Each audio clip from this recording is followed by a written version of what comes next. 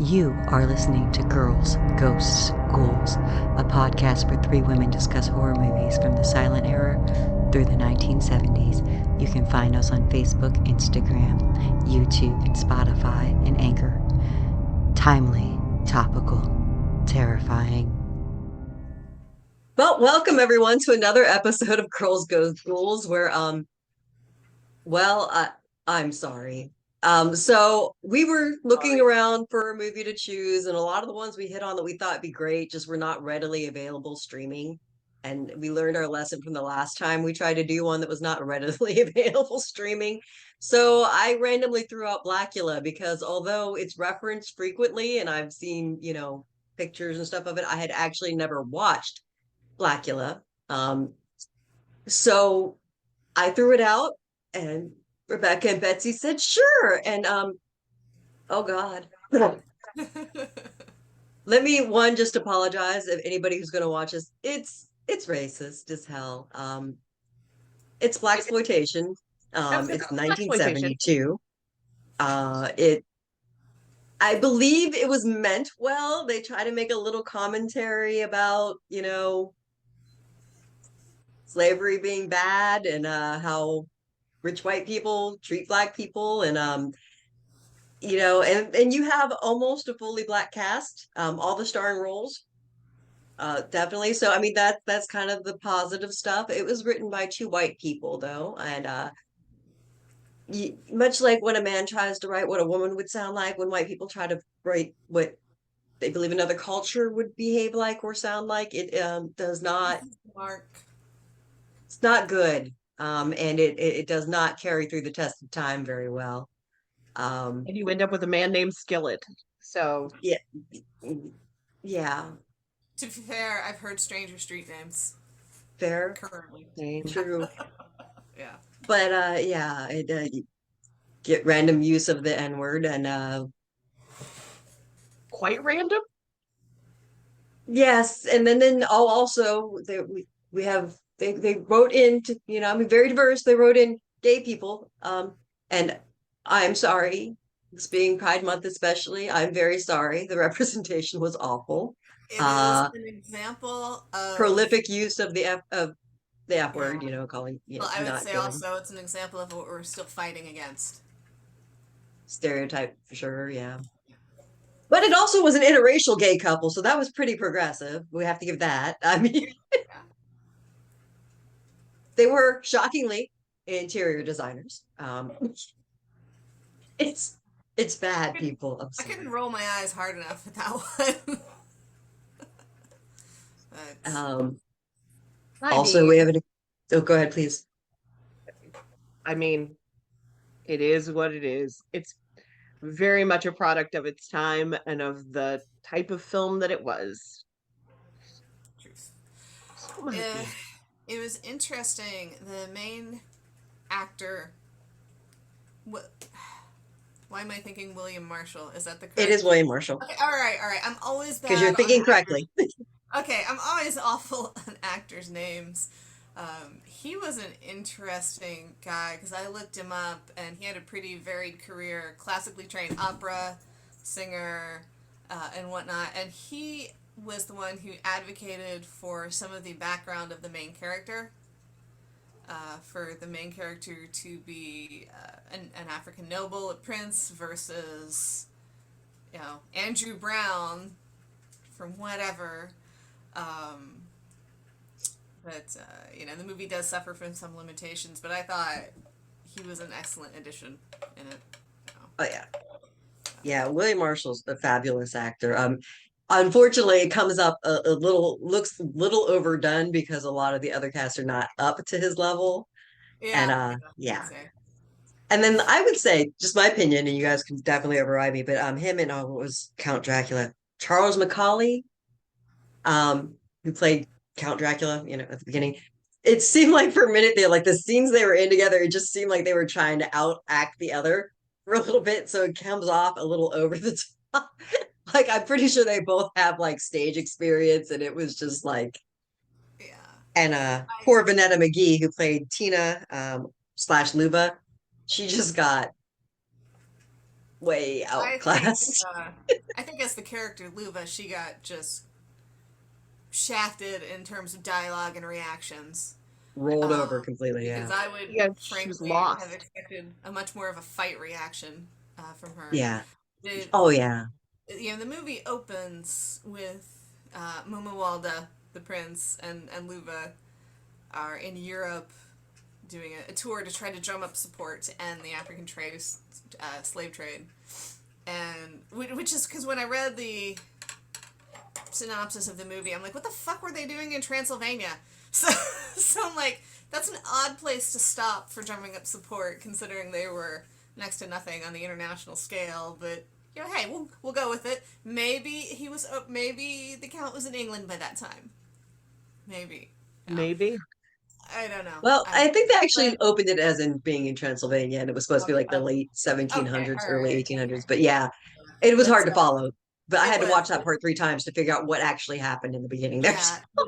The dialogue in that scene, though, I admit was lovely because Marshall's character was so dreadfully cutting, and I loved it. It was perfect. So that I enjoyed. Good snark. Oh yes, it was some of the loveliest snark. I'm like, oh, is he bleeding after that cut? It was well done, yeah. That was kind of the highlight there, really. That was the highlight of the dialogue, honestly, if you ask me.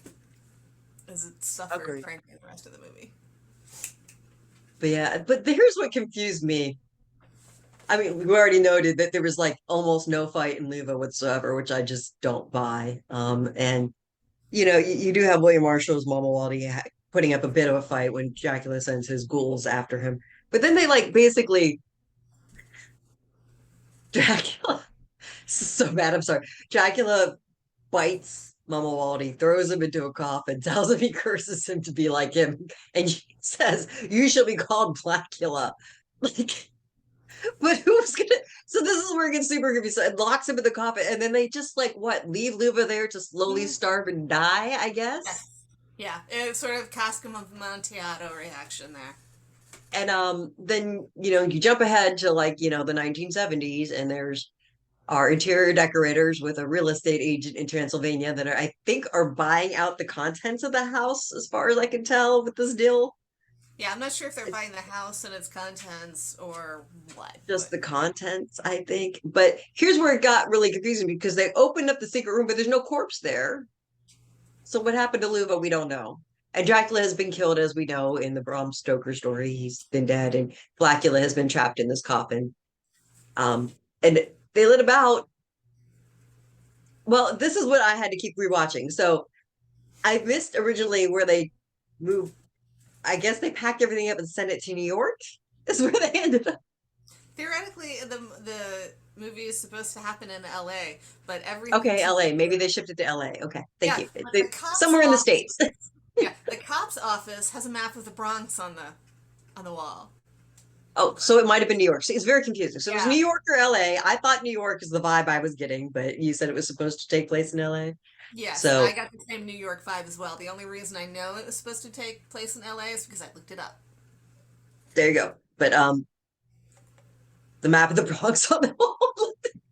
The subway is the look. It's clearly New York. And yeah, so they brought the coffin back that they were super excited about as interior designers.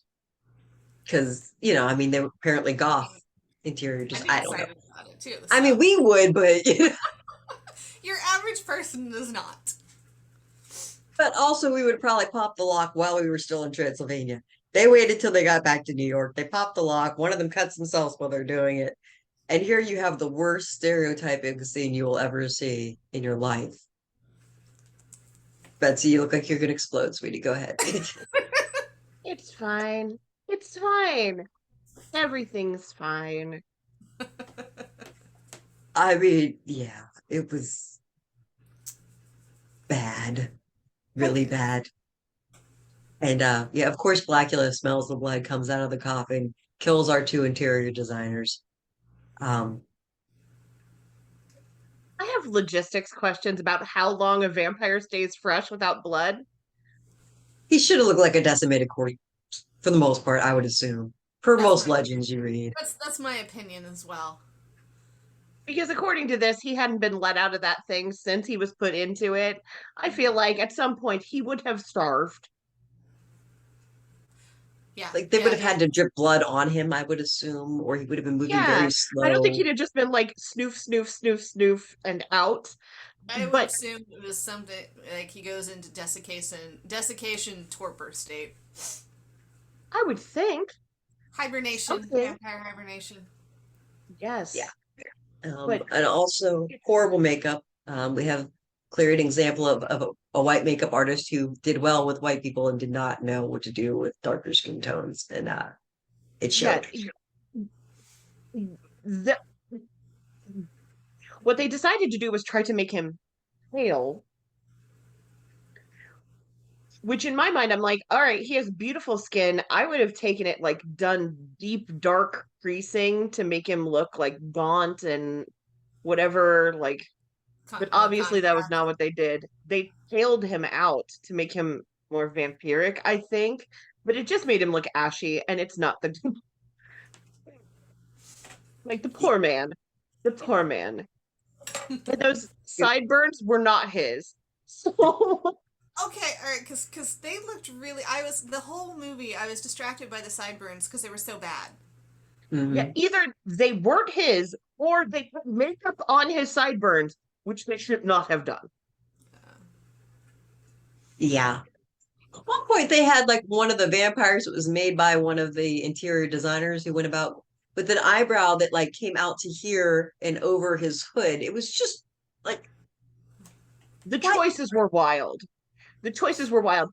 I think the most successful vampire makeup in the thing was Juanita, the crazed taxi driver. She I was love great. Wendy. By the way, she was played by Ketty Lester, who was also a singer, and she was in tons and tons of TV and soap operas and movies. She was an amazing actress, and I thought She she was was my excellent. favorite. She was my favorite. She was super over the top, and I did not care because every Mm. minute that she screeched on screen, I was having a good time. Also, I Yes. wanted her New York cabbie hat so bad, that yellow cab hat. I looked it up. You can buy them for like $100 on eBay. I did not order one. It's very tempting. Yeah, Yeah. it's Yeah. So actually, we've kind of digressed. So clearly, Blacula makes it to New York/LA, Wherever the hell they are. the city. Let's just call it the the city. city. Um, and then this is what's weird. So, like, he kills the interior designers, and then he somehow ends up at the funeral home of one of the interior designers where his body's laid out, which they didn't embalm him. Which I don't know how that would affect a vampire anyway, but theories abound. Yeah. I also don't like the you've been bitten by a vampire and so you become a vampire. Well, I've never liked that. Um, you like the embrace theory where they have to feed you blood. yeah, Is where what, there has to be some kind but of transfer because frankly the scientist in me goes, the mathematics of that is just ridiculous. well, but so there are two schools. So there's the embrace theory where you have to drain them and then feed them your blood if you're a vampire and you want to create another one. There is also the theory that's more like rabies, where the vampire bites you and then you become a vampire. Yeah. And it's funny, and I don't know, maybe this is my own ignorance, but at some point, one of the actors says that vampires create geometrically, and I think he means exponentially. Yeah, I'm like, I in a was grid, they They yes. make a rhombus and isosceles. Pythagorean. So yeah, but yeah, so I mean, like it's more fun if it's not just a bite. It's a lot scarier if it is just a bite, though, if you think about it, because then you do have that, you know. Even in this, like it's supposed to be just a bite. But some people turn real fast. Like there's at one point where a cop gets bit and is a vampire by the end of the scene. But then there are other people that it's like days before they turn. Maybe Mhm. it depends on how much blood they take. Just Maybe. throwing Who it out. Maybe knows? Blacula has really, really, bad gingivitis, and so they get just a little bit of blood if he bites them, but sometimes like they get a bit more blood. Maybe I, it's not explored whatsoever how people turn into vampires Vampire in this, duplicate. which I didn't expect from this film, and we didn't get an explanation. No, we did not. Yeah. It's But sort yeah, of, basically, yeah. as he's at the funeral home, hovering over near hiding behind a curtain near the corpse of one of the interior designers, who's sort of family. Like they don't like make it seem like it's more their friend than the family, right? Yeah, Because they mention the family separately, come to see him, which is interesting because they don't explain why Gordon, I forgot his last name, the doctor or The funeral director no, character. not the funeral director, the main The main. hero Okay, got it. is Gordon something is the character's name. I well can't done. remember his last name. It's played by Dr. Gordon Thomas. Thomas, thank you. Played by Thalmus Razulala. I'm probably mispronouncing that. I apologize. Um, who I thought he did fairly decent as an actor in this. I mean, for I what the enjoyed lines he him. had and stuff, I thought he pulled it off as best as anyone could with that kind of dialogue. I But genuinely enjoyed his performance yeah. for what it's worth. But they never really explained why he was there looking at the wound, you know? Yeah, or why this should have come to the attention of the ME's office. Yeah. I mean, like they kind of imply that they were friends, but they don't explain why he's interested. You know what I mean? Like, so it's very strange. But this actually puts Tina in the eyesight of Blacula, and Tina looks to be exactly like his long dead wife Luba. So, yeah, So much like the novel Dracula, where Dracula sees the photograph of Mina. that's not in the novel. Yeah, that's not in the novel. I can't No, remember. It's been so no, long. he had that's Francis Ford Coppola's Francis Coppola. innovation. The actual novel, like I think he sees a picture of Mina, but he does not. His interest in turning Mina is just to really screw with Harker in the book. But now Or one less. wonders if Francis Ford Coppola stole from Blacula to make it the romance over time with the dead wife that seems to be reincarnated. Yeah. So might be another example of a white guy ripping off. Well, other white guys in this case, because that's who wrote Blacula. Actually, it was a white woman and a white man, but yeah. But anyway. Yeah. So and then basically the whole rest of the plot is just Blacula chasing after Tina and randomly biting people on the way, and then the interior designers biting more people on the way, and now you have a hive of vampires and the The city police, that could be New York or LA. I don't know the what police it is. kind of pursuing, sorta, Yeah. kinda. And then you have the involvement, since they have Juanita, who was the taxi driver, that they were keeping her frozen. And while she was frozen, apparently that kept the vampirism at bay. But the good doctor, Thomas, has the ME played by Elijah Cook Jr., which we were having a rather sexist conversation about. Alicia, we want to say Elisha. The man's However name you is spelled pronounce his name. Elisha. He's a very prolific actor of the time. He was in like House on Haunted Hill, plenty of horror movies. Excellent actor. Rosemary's We always Baby. enjoy seeing him. Yeah, Rosemary's Baby. But we're not sure if it's actually Alicia Cook Jr., Elijah. Elisha Cook Jr. Elisha Cook Jr. I'm assuming it's Because a variation of Elijah, just not could spelled be. the way we would expect it to be. Yeah, so we don't know, and we apologize to anybody know who is a it, huge yeah. fan of this actor and the fact that we are sexist and ignorant because we just keep thinking it sounds like a name. Yeah. And he just doesn't look like that to me. Like he looks like a Tom or Harry or Richard, maybe. I agree. Well, it's like what I've said before. I call him. Oh, hey, it's the guy from House on Haunted Hill. And There we go. Referred to But him he as. is over the top of this. He's got a hook for a hand. Okay, so I was just looking up to see if I could find a pronunciation of his name, and this is a non sequitur from anywhere, but his middle name is Van Slyck. And that VANSLYCK, Van Slyck. Clearly a He just- family name. Yeah, he's an unfortunate name all around, man. He could have picked a Wow. better stage name. All right. So I didn't find a pronunciation, but I found that out, and there's where we're at. Oop. I'll have to But do a he whole comes show on in what the and hell's going on with this guy's name.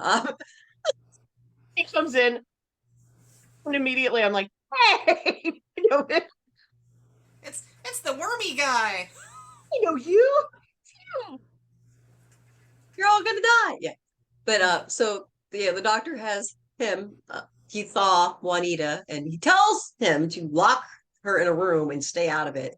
And I kind of missed this, and every time I like tried to rewatch it, which I can only make myself do twice, I blinked and missed it. Did he not lock the door, or did she just Well, break through the door and kill him? I heard. The thing is, when he closed the door, you see him with keys in hand. He's looking at the phone, but I could swear that you heard like the jingle of keys out. The problem was But that the phone was ringing, Yeah, and but he it is- needed to get the phone. So he like shut the door, and then he was kind of like, the phone is ringing, and so he ran to get the phone because it just kept ringing. Got So it. he Well, didn't lock the door. Well, also, if it was a door that could unlock from the inside as well. And it's a door, and it's a vampire that's hungry, so it could have just broken it down anyway. At any rate, Juanita goes and she kills our good friend. She Of eats course him. she does. She makes the best noises. She was my favorite. She She looks was wild. fast. Her hair She's is like feral. huge, and she's it was She great. was very feral. It was I loved lovely. her. I loved her. She was my favorite part. And then the part later, which we'll talk about, I'm sure, because we're gonna get to the part where they go after Blacula. Yeah, there's a couple lovely scenes. There's a scene where there's the doctor with his wife Michelle digging up the other corpse. Was that Bobby McGee? Was that It was the yeah, other Yeah. the other interior designer? And he opens Bobby it up. And of McCoy, course, yes. Bobby McCoy jumps out and then he ends up staking him. And the wife is like, "No, it's our friend." You know. She He's like, stakes him. She stakes him. Then beats the stake in with a shovel. It's honestly, that was a great practical effect. And I was like, all right, you know what? I'm mad at this. It's like he really staked that guy. And I have to say that, like, if I'm with somebody and we're digging out a grave and the person digging out gets attacked by whatever comes out, I'm firing first and asking questions later because I've seen all the movies. Nothing good comes of this. You know? Oh, he's alive. No, he's not. no, yeah. You should know better. I fully expect, should you dig up my corpse, which would be fascinating because I intend to be burned and tossed. But like at any rate, should something go awry and you dig up my corpse and I jump out at you and you stake me, kill me, decapitate me, I'm not gonna be mad at you. I understand. I'd do it to you too. Yeah. Well, we understand. We We've all expect seen you to these go through the movies. protocol. Yeah. It's what you do. Yes, there are rules you should follow about these things. But Michelle was not for that, and she was screaming and screaming, and there's her husband calming down. It's like, he was not alive, you know. Not dead either, but he was not alive. I'm like, okay. Which I think is unfair, because I'm pretty sure most people, if they were sitting in the grave and they saw somebody jump up with fangs coming out and attacking the person and just dug him up, they're not going to be like, "Oh, don't kill him." I'd be like, "No, kill that, kill it." Kill it, kill it, kill it. Yeah. If I In spite wasn't of already, this. if I wasn't already sprinting for the car, quite frankly. Right. Let's be In spite of honest. all the silliness of the scene, I do have to say that I wanted her velvet hat. Oh, she's So The wardrobe in this movie was really great. I don't know if it was a low budget actors bring your own clothes or if it was actually supplied, but either no way, idea. I wanted all the clothes. Yeah. loved it. Yeah. Well, except for the men's clothes, I'm just never really a fan of '70s men's clothes, but the women's clothes. No, the women's clothes, Women's clothes were were gorgeous. great. I liked those. The But men's yeah, clothes were men's clothes. often unfortunate. And although you could see what was in the package from afar on them, mostly it's not appealing. So, but there you have it. But yeah, so they dig up Bobby McCoy. I think they were trying to get their other friend whose name I forgot. Sorry, the one that was in the actual mortuary, but he escaped as well. and they end up tracking them back to the warehouse where the initial attack upon the interior designers where they're murdered were, and they find basically a hive or a nest of whatever you want to call it. Yeah. Just a whole coterie vampires, whatever makes you I happy. like and, the term hive in this case. Yeah. Seems And appropriate. this is what's funny. They throw little oil lamps at them that aren't lit that magically, as soon as they hit the people, they catch on fire. I caught that, and I'm like, what are you doing? I mean, fire Okay, destruction is a classic. It works for many monsters, but yeah, you need ignition Said the source. same thing. I'm like, that's not how oil lamps work. Yeah. Oh, but we missed a point. So meanwhile, Blacula has been courting Tina. First, he scares the shit out of her by chasing her around the streets of New York. It's New York. What Fuck it. city? The streets of New York. Yeah. And she drops her purse. And this is okay. We don't like this is just me, but here's the scene. He tracks her down to a club somehow. Yeah. And then, like, I don't know, hands one of the waitresses, I don't know, her ID or some shit, and is like, could you have this woman come over, tell her I got the purse or something. Like, you don't really know what he tells the waitress, but the waitress goes and gets Tina, and Tina, who was terrified of this man, they're changing the locks on her doors because they think that she's being stalked now, just like gets up and walks on over, like, oh, and then, yeah, I'm like, yeah, that's not. has a polite conversation with them. No, your next stage is like- wanting to call the cops because, okay, now this guy is stalking me. This is my friend. He found my bag. He wasn't chasing me. He was there doing business of some sort. I just look like his dead wife. It's okay. Yeah. But of course, Tina falls madly in love with Mamuwaldi. And of course, Mamuwaldi's in love with Tina because he's pretty sure that that's effectively the reincarnation of his dead wife. And,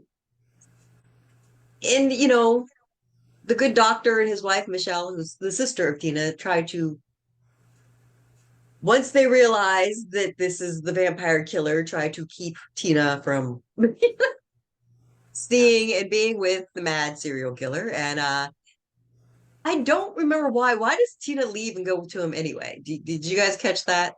I didn't. I thought from some of the scenes it seemed like there was the mental connection calling her. That's what I was assuming it was. The vampire telepathy. Yes. Yeah. I mean, it's a trope in other vampire movies and stories for sure. Yeah, and that's the only explanation I could come up with.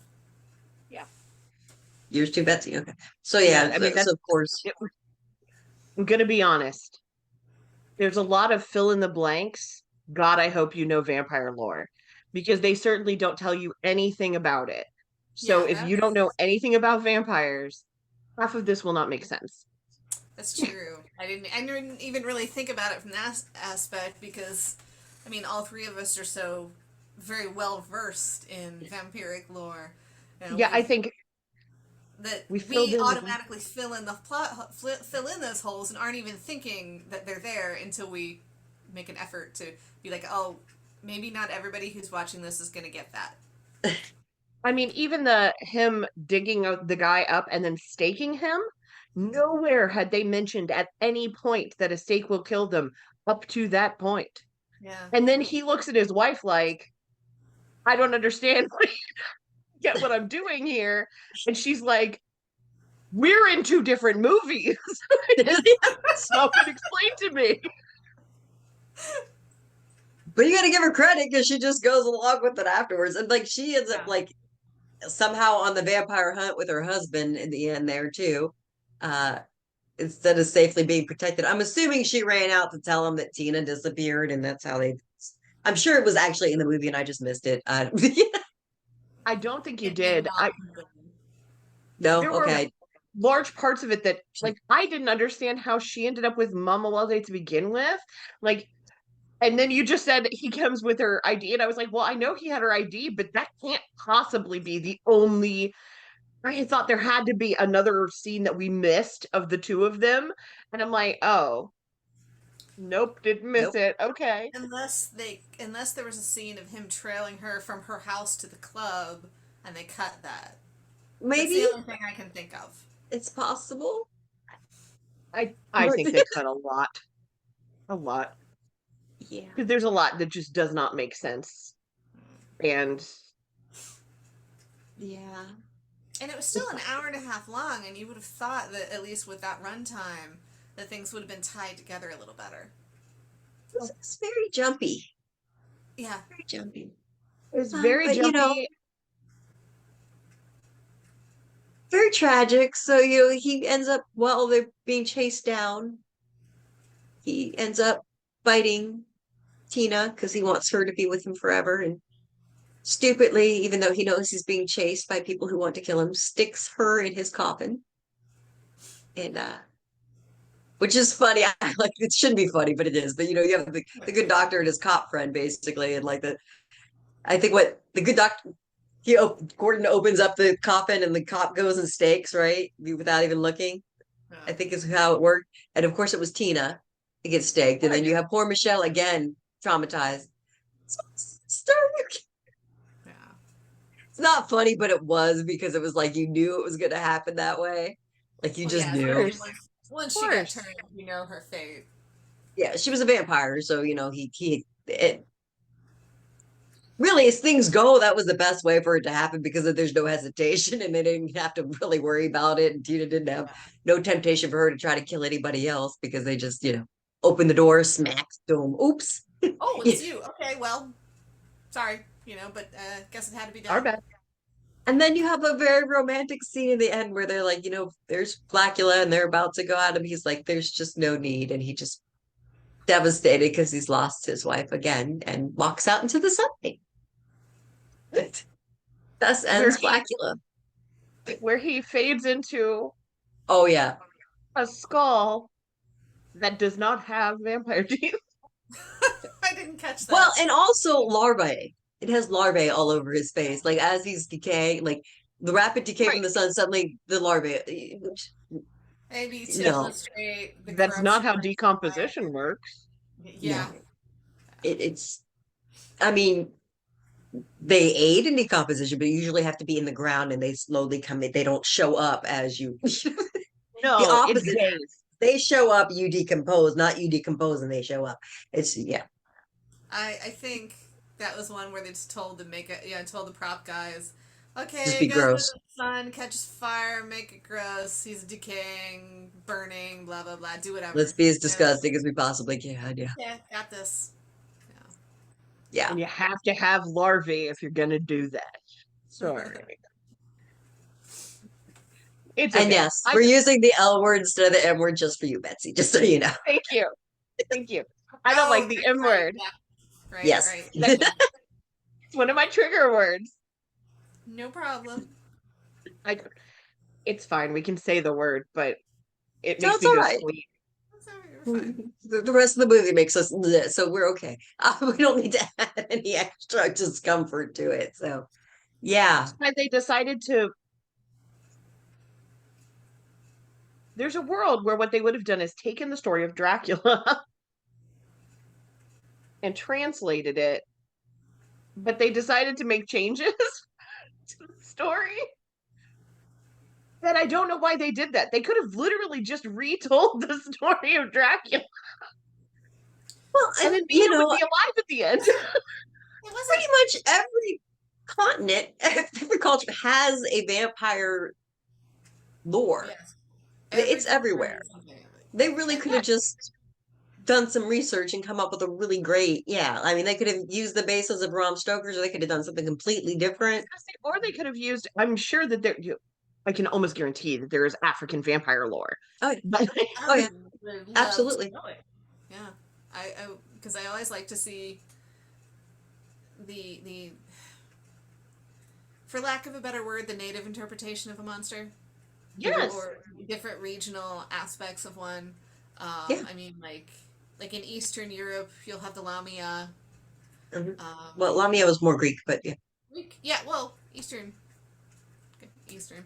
And in some other cultures, it's more kind of like the Hungry Dead.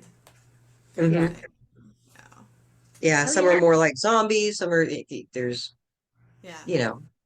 there's actual vegetation that can attack vampirism itself, and some lores. I mean, there's a lot, and they could have gone. I think number of different. Obaifo is what the African vampire is. It's a witch-like mythological creature from West Africa.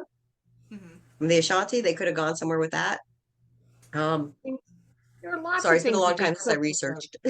Yeah, I was gonna say I used to be way up on vampire lore, and it's been a few minutes. But what I know is that there were ways that this could have been done that would have been I better. think Atsy is another one that's Tongo in Ghana, ADZE. mm-hmm. Um, I'm sure there's a sorry. lot of variations across. It's so long ago. There's more. I know there's more. But those are the two that they're sort of coming back to my brain. But and again, I'm sorry if I confuse them because I do that a lot. But Um, yeah, but there's so many different ways that they could have done this that would have been more interesting to me than to be like, less well, racist. right. Well, Dracula turned this guy and then gave him the name Blacula. Which is the only time you hear it in the movie. Yeah. If he doesn't call himself that, he calls Yeah. himself Prince I feel like Baba Waldy. what might have been better is if Dracula hadn't said anything like that, because that's what he shouldn't have done. And maybe when a vampire killer started killing people in like this area that was predominantly black, that they said, we have this weird killer. We're calling him Blacula. You know what I mean? Like it was a headline, Yeah, not like his the names name. the media gives a serial Sensational media, yeah.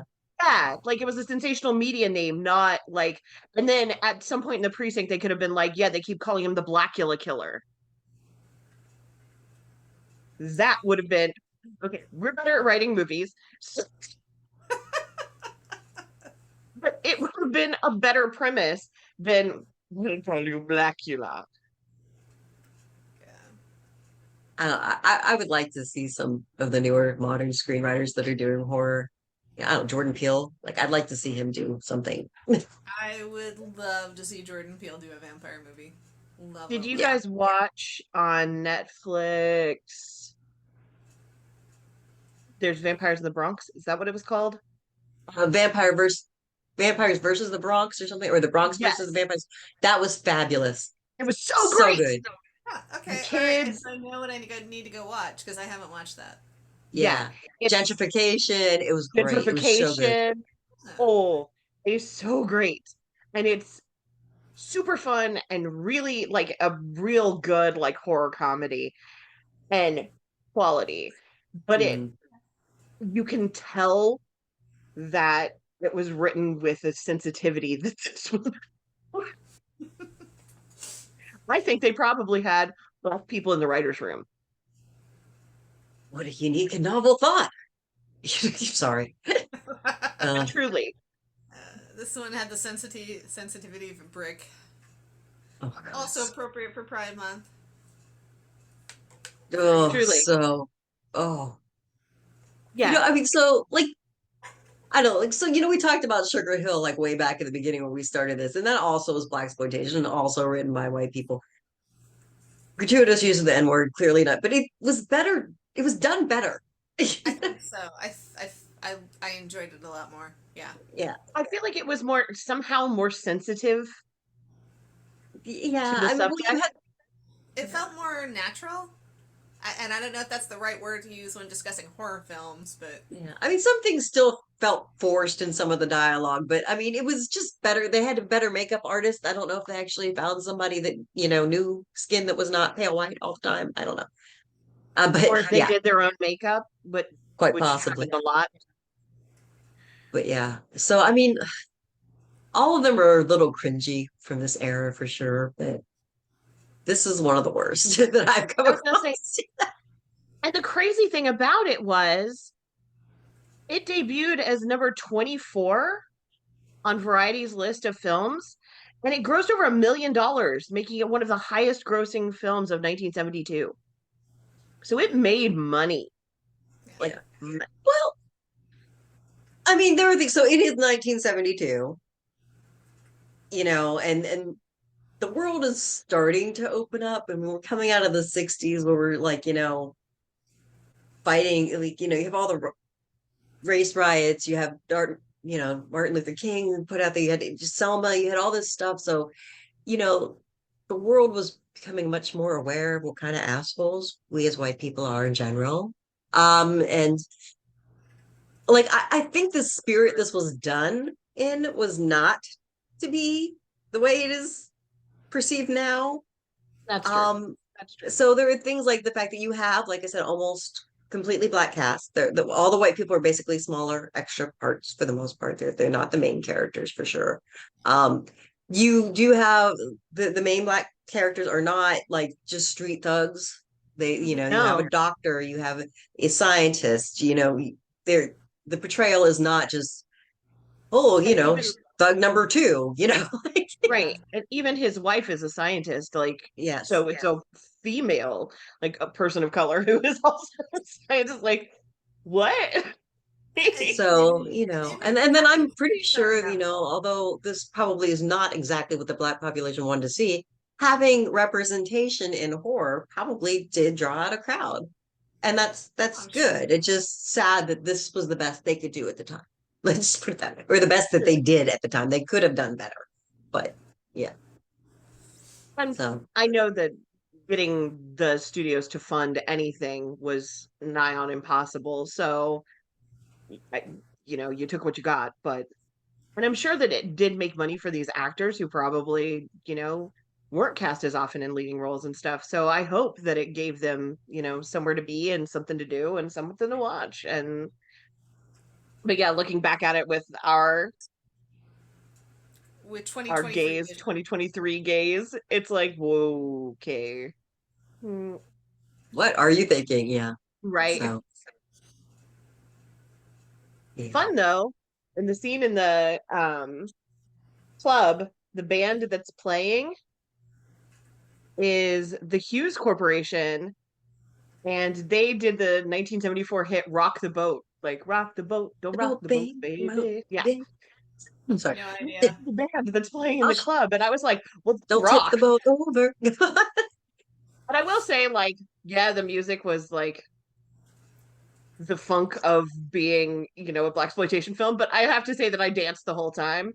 Um, like I was constantly like, dun, dun, dun, dun, dun, dun, dun, dun, and it was like, Yeah, oh, I okay, thought the music was good for the movie. I had a good time. Was it a good film? No. Was it a fun film to watch? Yes, especially because of Juanita and her hat. It's also a cringy film to watch on several occasions. Some of your fun, you get a little like, oh no, this is not fun. Okay, but this is fun. But oh, this is not fun. But that's yeah. So yeah, Some of the action scenes were hilarious, and like we said, sometimes a vampire took 3 weeks to become a vampire, and sometimes it happened in a minute and a half because they ended up throwing an unlit bomb at one of them, and he caught fire. Yes.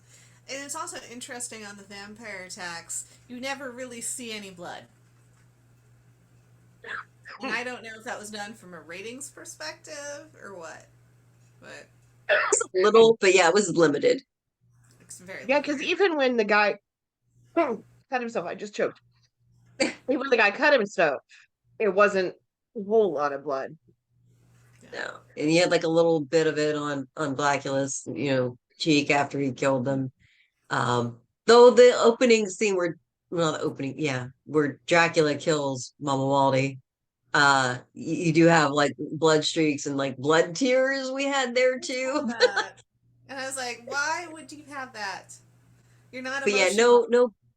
no blood when they staked them for sure. That was interesting. Oh, I wonder if the blood tears was also stolen by Francis Ford Coppola.